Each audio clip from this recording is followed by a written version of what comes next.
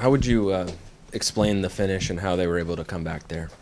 They made some tough plays. We had a difficult time. Thought we missed a couple of bunnies, a couple of good looks. Um, it's frustrating. We're right there, up 12 with 5 to play. I thought that second group into the third to the middle of the fourth really played well. It had a lot of energy and pop. Um, Trying to bleed some of our starting guys back in, and give the Spurs credit. They made plays on both sides of the ball, just enough, to come away with it. And the 3-point attempt by Kuz there toward the end, what was the play? What were you guys looking for?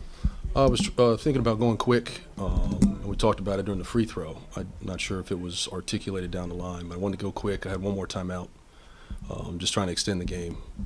So now you could, get a bucket, take a foul, free throws, and then advance and see what happens.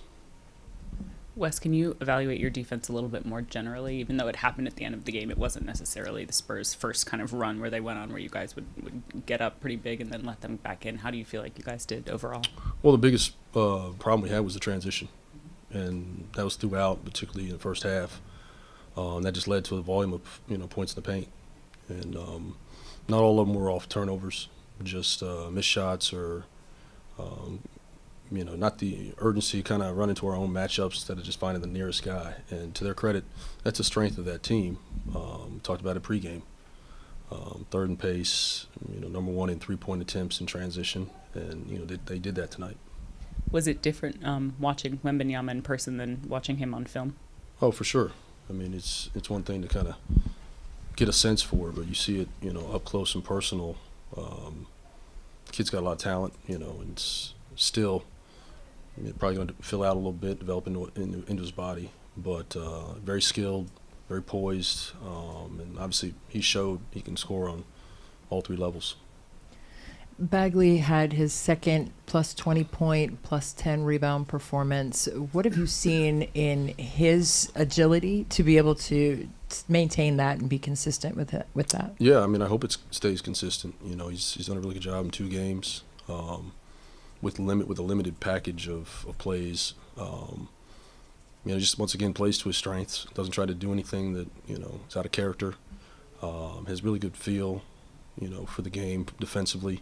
I think has a good feel for pick and roll coverage, active hands, making plays late around the rim. I just continue to kind of expand as we grow with him. He'll get more comfortable with what we're trying to do, and I think that'll help him. How do you foresee him meshing once Gaff comes back from the concussion protocol? Yeah, I don't think it'll be a problem. I think it's good to have positional size. Whether you start, come off the bench, but it's a good thing to have. Wes, on the Sohan free throws with 28.5 seconds to go, did you consider challenging that foul call? Well, with just the one timeout, I was a little concerned about doing that.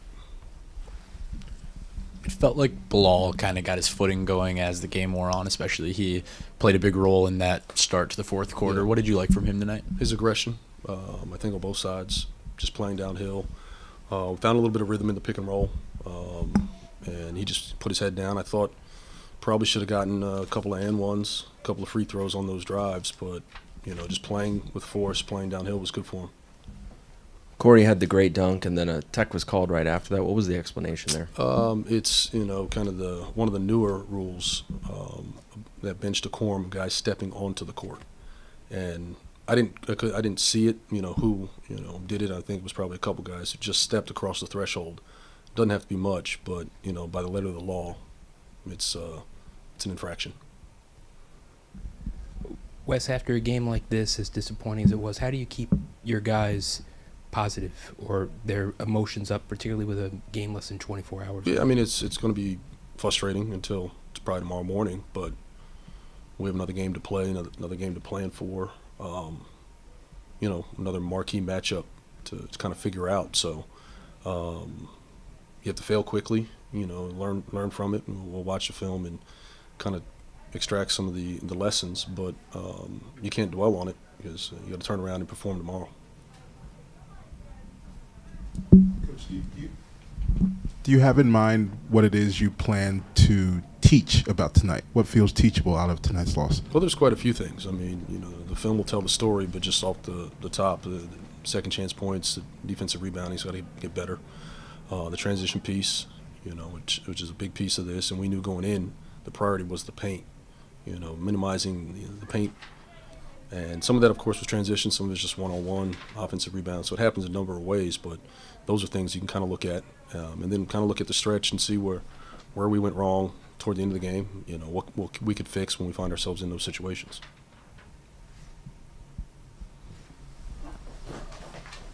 Sure. Coach, defense has been an issue all year long. Is it an effort issue? Is it a personnel issue? And is it fixable at this point? I think it's fixable, and I think it's there are areas of improvement. Of course, it's not where it wants to be, where we want it to be, where it needs to be, but that's something we're going to continue to hammer at. It's not going to change overnight, but I think just incremental gains whenever we can find them, cleaning up certain areas, and I think those marginal wins throughout will be palatable once we put it together. Super tough. We had a good chance to win there in the fourth, up 12, or I think it was 12. And we missed some shots. They went on the run, cut it down, and ended up winning. It's always tough when you compete like that. Fight our way through the whole game and get in that position, and then kind of let it go and let loose at the end. And, it's a hard pill to swallow, but we just got to learn from it. The good thing about the game is we got another one tomorrow, another opportunity to come out and try to get another win. So we just got to watch the game, watch the film back tonight, wake up tomorrow, scratch it, and get ready for the next one. What's it been like these last few games? I'm sure not knowing much of the playbook and starting and playing heavy minutes. It's all a learning process right now for me. I'm still picking up things, game 2, but it's coming along. I think it's coming along faster than I thought it would. The guys have been helping me out a lot out there on the court, in the locker room. Coaches watching film with me. So it's coming together, and I'm just excited to get to the point where I'm comfortable with everything, comfortable with the system, and to where I feel like I could, do it second nature without having a second guess sometimes if I'm doing the right or wrong thing. But like I said, it's basketball at the end of the day. You just go out there, compete, play hard. You make a mistake, coaches will tell you, you fix it, and just continue to move forward, continue to stack days. Had you played against Wembanyama previously with the Pistons, and just what was the matchup like tonight? I haven't played. That was my first time playing him. He's a great talent. Obviously, the things he can do out there with the basketball, and him being 7'4" or whatever he is, they just throw it up to him, and he can just create. So it's definitely tough playing a guy like that, but it's a fun challenge, and I look forward to many more battles.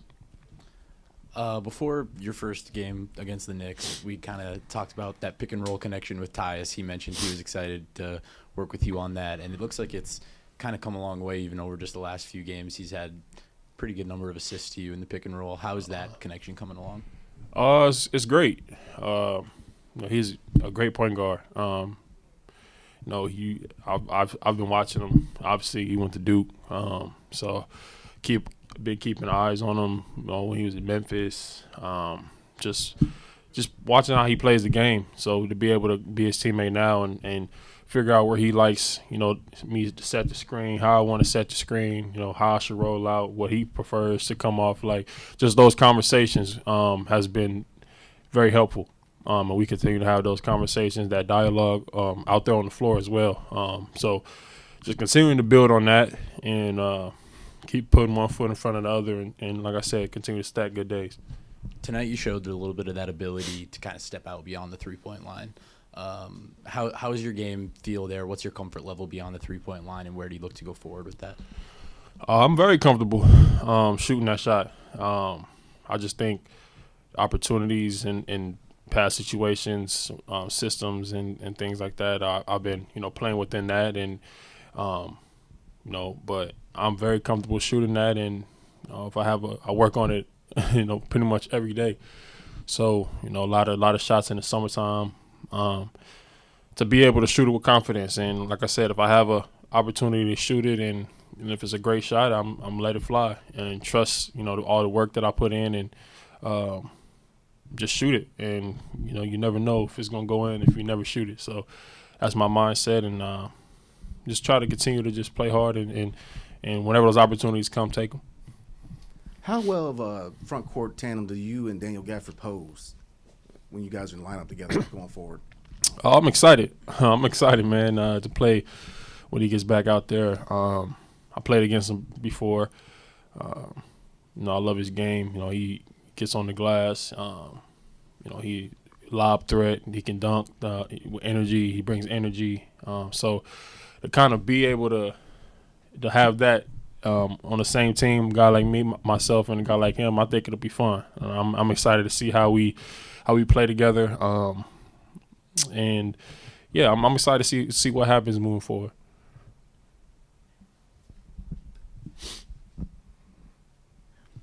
When you were with Detroit, you did face Denver. What kinds of things schematically are you focused in on for tomorrow?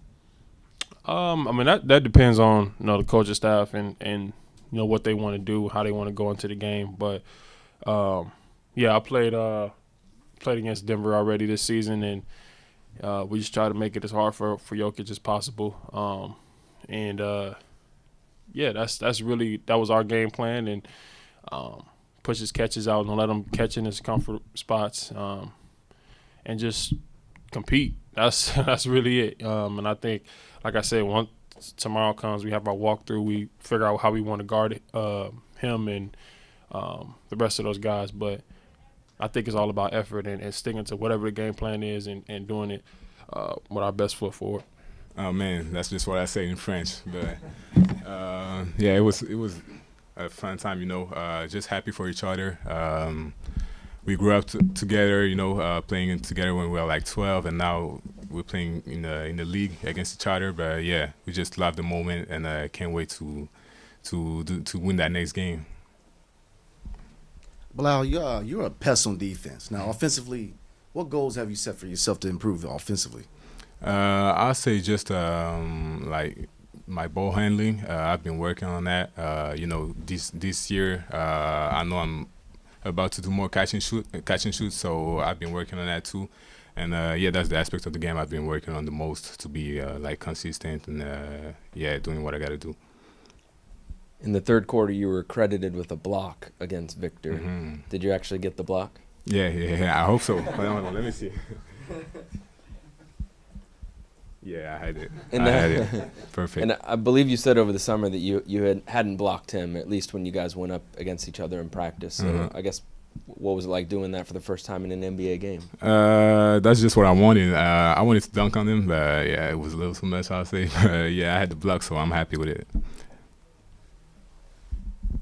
You mentioned yesterday that you guys were going to be talking trash to each other, mostly in French, so that no one else could hear what was going on.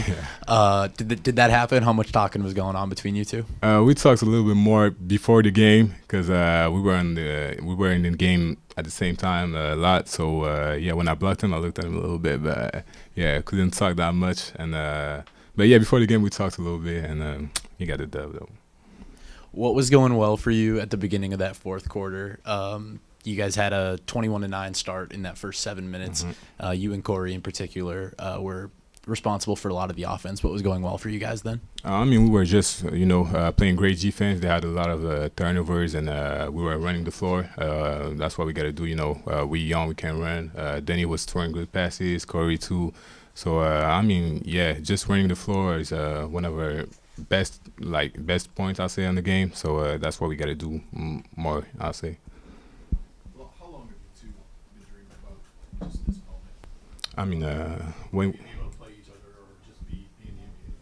When we met, we were watching highlights of LeBron James, everybody, and we were like, oh yeah, I wish I could be there, and now we're here. So.